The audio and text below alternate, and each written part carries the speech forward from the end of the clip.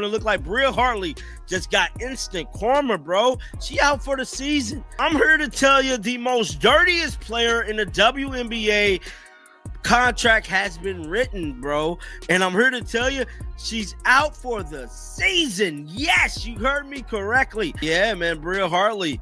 So Connecticut PR has released a statement. Bria Hartley is to miss the remainder of the. Did Bria Hartley just deliver the dirtiest hit of the WNBA season and then instantly get hit with karma herself? Fans are outraged after Sophie Cunningham was taken out with a torn MCL in a collision that looked anything but innocent. To make matters worse, new footage shows Hartley smirking right after Sophie went down, fueling suspicions it was no accident. But here's where things take a shocking twist. The same player accused of a dirty hit is now out for the season herself. And the timing couldn't be more ironic. Was this just coincidence or the basketball gods serving some instant karma? If you support Sophie, then let's wish her a speedy recovery down in the comments below. This picture is going viral with Bria Hartley with the sinister grin, right? This malevolent look that's on her face right now. Clearly smiling after injuring Sophie. The play itself didn't look clean from the start. Sophie Cunningham took the brunt of the contact, fell straight to the floor, and immediately reached for her knee. She didn't even try to get up. Trainers rushed over, teammates gathered around, and the mood inside the arena turned heavy. Instead of the usual bounce back moment you expect from a hard fall, Sophie had no choice but to head straight to the locker room. Her reaction told you everything. That pain was different, and everyone watching knew it. Cunningham is down. My goodness.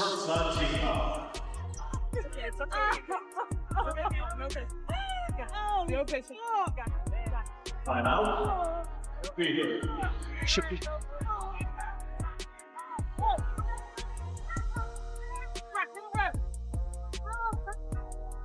In a scary moment as we went to commercial, Sophie Cunningham hit the floor hard and she is being helped off the floor, heading back to the locker room. But what kept people talking wasn't just the injury. It was the image that came out right after. With Sophie still down on the hardwood, cameras caught Bria Hartley with a smirk on her face. Call it a grin, a laugh, or whatever softer word you want, but fans saw one thing. A player appearing to enjoy the moment. Right after an opponent hit the deck, clutching her knee. That frame spread across social media in minutes. And suddenly, it wasn't just about the hit on Sophie. It was about intent. Sophie Cunningham, let's be clear here. Sophie Cunningham was targeted. Let's be very, very clear here. But Sophie Cunningham was flat out targeted by a dirty. The accusation was simple. That's not how someone reacts if it's an accident. Fans argued the smile said more than any press release ever could. And once that photo made its rounds, it didn't matter if Hartley meant it or not. The perception stuck. Even when Sophie herself tried to calm things down by saying she was just in the wrong spot, it barely slowed the outrage. Fans weren't buying it because the photo didn't match her words. People could accept basketball being physical. What they couldn't accept was someone appearing pleased with another player's injury. Making all kind of excuses to say that Bria Hartley is not a dirty player. Let me tell y'all something, man. Come on in here. Come on in here, man. Let me tell y'all something. If it quacks like a duck, walks like a duck, eats like a duck, it's a duck, man. Come on, man. She is the dirtiest player in the WNBA right now, winning the trophy. All right? Winning the trophy for it. Don't sit here and try to tell me Bria Hartley is. And this wasn't Hartley's first time facing that kind of criticism. That's what made the reactions so severe. The smirk hit harder because the league and its fans had already noticed Hartley's flare-ups and physical confrontations before. So, instead of being shrugged off as a one-off bad look, the photo became Exhibit A in a growing case against her. It didn't take long for commentators and writers to start labeling it the dirtiest play of the season. Headlines ran with outrage. Fans flooded comment sections demanding accountability, and the referees drew heavy fire for swallowing their whistles. Instead of protecting Sophie, officials, once again, looked soft on enforcing safety. Make no mistake, the fury wasn't just aimed at Hartley. It was pointed at a league that punishes players for criticizing refs faster than it punishes reckless contact. Atkins, 7 to shoot. Cardoso rolls, catch. Cardoso over the top, can't get it. Reese fights for the rebound and a foul, and this time gets a little chippy and a shove on Nelson Adota. And listen, this arena, typically we'll see some rings. By the end of the week, the conversation wasn't about one game. It was about credibility. It was about whether the WNBA would step in and send a message or do nothing again. Either way, Hartley's smirk had locked in her reputation in the eyes of fans, because that snapshot told a story they already believed. And the disturbing part, this wasn't new territory for her. Was Sophie Cunningham just another name on a growing list of opponents left frustrated by Bria Hartley's reckless style? That's the question fans were asking the second her collision with Sophie went viral. Because while some people might want to chalk it up as one bad play, the receipts on Hartley run long this season, and they don't paint her as an unlucky victim of circumstance. They paint her as someone who keeps finding herself in these low-light moments.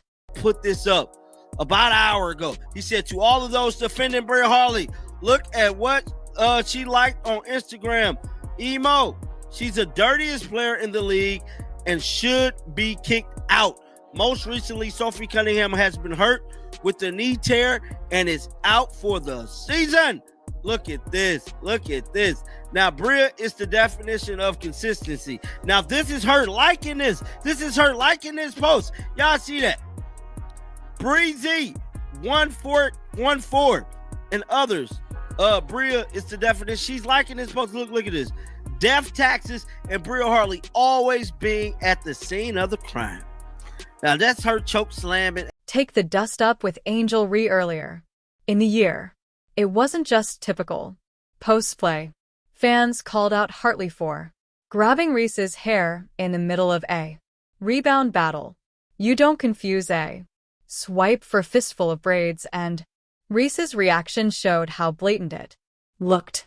That clip circulated fast, and by the time everyone added it to Hartley's reputation file, she already had another incident waiting. Rebecca Allen became the next name attached to her after she caught a shove that had fans again pointing fingers.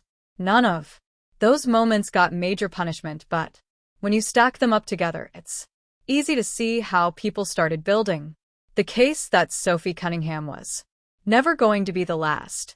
Indiana Fever fans wake up pissed off today. Pissed off. Not only are we getting assaulted, but they're smiling about it.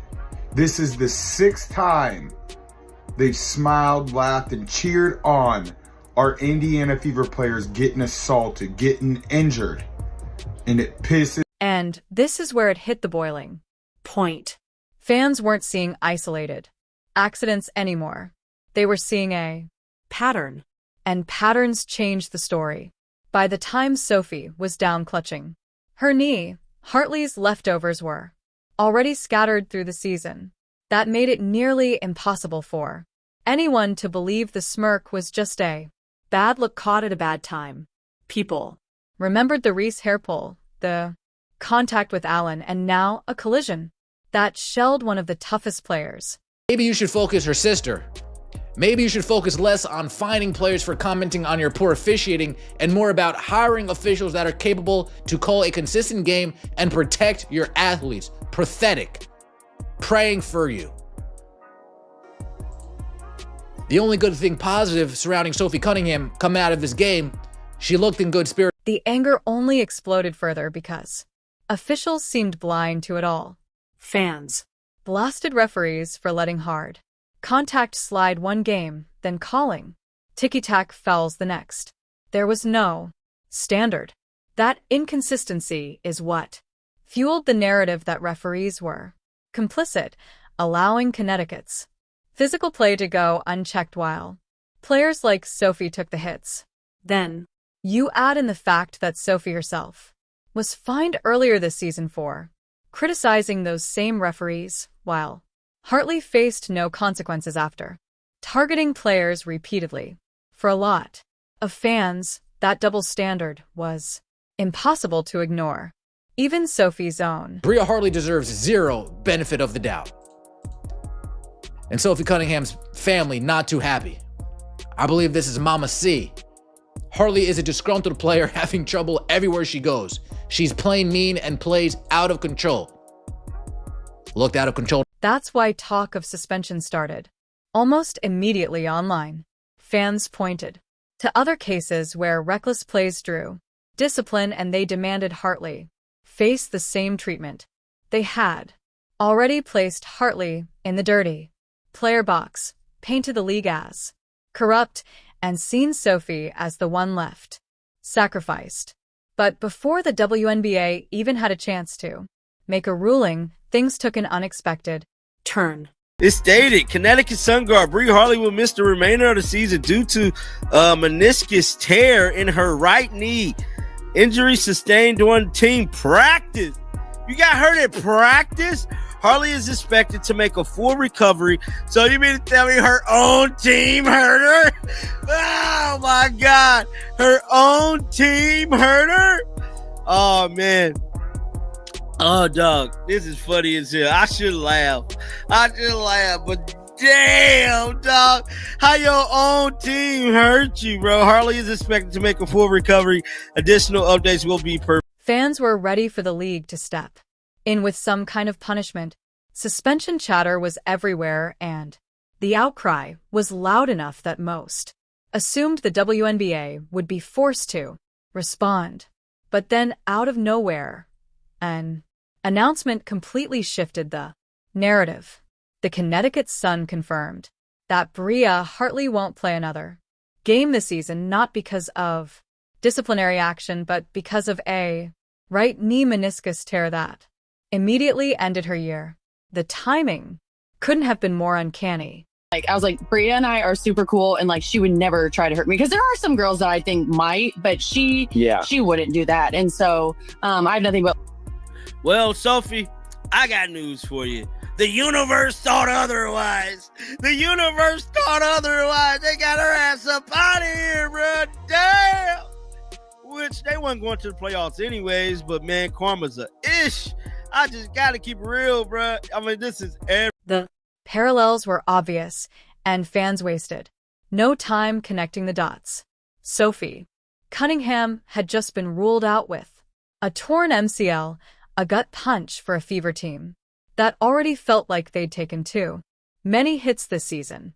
And now Hartley, the same player at the center of Sophie's injury controversy, went down with her own devastating knee injury. Both sidelined, both facing long recoveries. Except for Sophie, it came from being on the receiving end. For Hartley fans, viewed it as a payback delivered faster than anyone expected. Oh, it said, wonder if she's grinning now. Oh, instant karma on their ass. Prayers do come true. Some of the same people complaining about injury. Somebody said, man, the storyline of this league is incredible. Man, I did an incredible video talking about the injuries, dog. Somebody said, oh, that's terrible news. That's a voodoo doll. No more head hunting for her. It didn't take long for the instant karma storyline to dominate social media. Fever fans who'd been furious just days earlier suddenly shifted their tone from outrage to vindication. Posts celebrating the symmetry popped up everywhere, with people calling Hartley's season-ending injury a kind of justice the league itself refused to hand out. Whatever term people used, payback, irony, or poetic fairness, the message was the same. Fans saw it as the basketball gods stepping in. This was her karma. She went into every game this year and either tried to bully someone because she knew her team had her back, or she did a dirty play on someone. She knew her team had her back. She never stood up for herself and then injured someone for the whole season. And guess what? Her team ended up injuring her. Her team ended up injuring her.